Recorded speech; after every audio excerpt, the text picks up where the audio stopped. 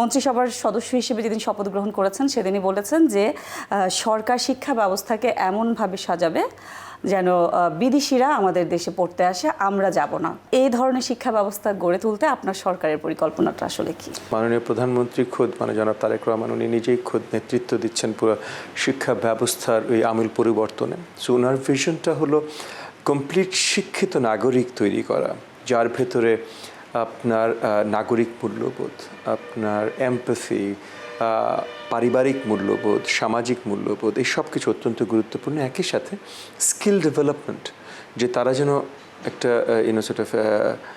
আগামী প্রজন্ম যেন সকলেই তার নিজের ক্যারিয়ার গড়ে তুলতে পারে, এই সবগুলো এমবেডেড থাকতে হবে শিক্ষা ব্যবস্থার ভেতরে। সো বড়োভাবে সেই আঙ্গিকে পুরো শিক্ষা ব্যবস্থা সাজানো বা রিফারবিশিংয়ের কাজ সরকার হাতে নিয়েছে। আপনি রিসেন্টলি বলেছেন যে শিক্ষার্থীরা শুধু সনদধারী নয়, দক্ষ, যোগ্য এবং কর্মসংস্থান মুখী একজন উপযোগী নাগরিক হিসেবে গড়ে তোলা হবে। আপনি প্রাথমিকের দায়িত্বে আছেন, তারপরও প্রশ্নটা আপনার কাছে। আমাদের দেশের শিক্ষিত বেকার এক ধরনের অভিশাপ বলতে গেলে। আমাদের দেশের বেকারত্ব, কর্মসংস্থানহীনতা এত বেড়েছে, সেখানে ম্যাক্সিমাম শিক্ষিত বেকার। কেন এই পরিস্থিতি? আসলে বছরের পর বছর আমরা কেন এর কোনো উত্তরণ করতে পারি না? এখানে তো একটা আছে, এই মুহূর্তে যে প্রবলেমগুলো আছে তার ভেতরে অনেক কিছুই আছে বিগত ২০ বছরের অপশাসন বা দুঃশাসনের সাথে সম্পৃক্ত। যে আমাদের অর্থনৈতিক অবস্থান যেখানে থাকার কথা, আপনার ইনস্টিটিউশনস, অর্গানাইজেশন, স্পেশালি বিজনেস ওরিয়েন্টেশনের অর্গানাইজেশনস সংখ্যায় যত বড়, যত বেশি এবং যত সবল থাকার কথা সেটা নেই।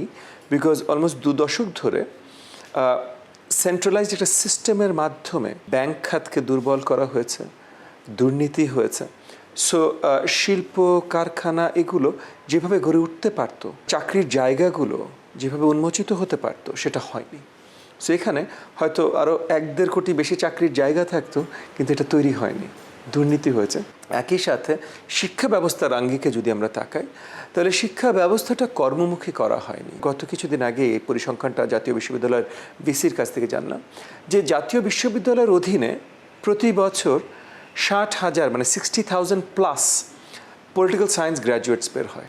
আমি নিজে পলিটিক্যাল সায়েন্সের ছাত্র, পরে academic and so and so fourth. So political সায়েন্সকে তো আমি নিন্দা করতেই পারি না, কিন্তু বাংলাদেশে ৬০,০০০+ পলিটিক্যাল সায়েন্স গ্র্যাজুয়েটের কী প্রয়োজন আছে? আমি যেমন পলিটিক্যাল সায়েন্স পড়তে চেয়েছি বলে পলিটিক্যাল সায়েন্স পড়েছি, মানে এই ৬০,০০০-এর ভিতরে আপনি ৬,০০০ হয়তো খুঁজে পাবেন না যারা পলিটিক্যাল সায়েন্স পড়তে চেয়েছে বলে পলিটিক্যাল সায়েন্স পড়েছে। ডিগ্রির জন্য, ওই কাগজটার জন্য। আমরা ডিগ্রি একটা কাগজের পিছে ছুটি, আসলে স্কিলের পিছে ছুটি না। তো এই জায়গায় সে যদি এই ডিগ্রিটা না নিয়ে সে যদি কোনো টেকনিক্যাল ডিগ্রি নিত, যেটার মাধ্যমে তার নিজের একটা ক্যারিয়ার সে সিকিউর করতে পারতো, একই সাথে কিন্তু সে দেশ জাতিকে অনেক কিছু দিতে পারতো। আমি নিজে ব্যবসায়ী না, কিন্তু আমার বন্ধুবান্ধব বা পরিচিতির ভিতরে অনেক বড় বড় ব্যবসা প্রতিষ্ঠানের কর্ণধাররা আছেন। তাদের কাছ থেকে, যেহেতু আমি বিশ্ববিদ্যালয়ে বহু বছর পড়িয়েছি, আমি সবসময় শুনতাম, আরে তোমরা এটা দাও না কেন, তোমরা ওইটা দাও না কেন, আমাদের তো লোক পাই না এটাতে, লোক পাই না ওটাতে। মানে চাকরি অনেক আছে, ভ্যাকেন্সি অনেক আছে, ওই ভ্যাকেন্সি ফিল করার স্কিল, কিছুটা স্কিল তারা দেশের বাইরে চলে যাচ্ছে। স্কিল ম্যাচটা নেই।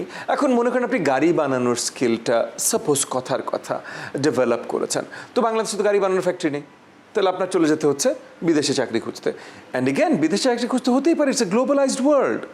বাট আমাদের এখানে যে চাকরিটা দরকার, ডিজাইনার বা কিছু, সেটা ট্রেন্ড কেউ এখানে নেই। ইভেন কি আপার ম্যানেজমেন্টও অনেক জায়গায় ট্রেন্ড আমাদের দেশে নেই, বাইরে থেকে আপার ম্যানেজমেন্ট হায়ার করে নিয়ে আসতে হচ্ছে।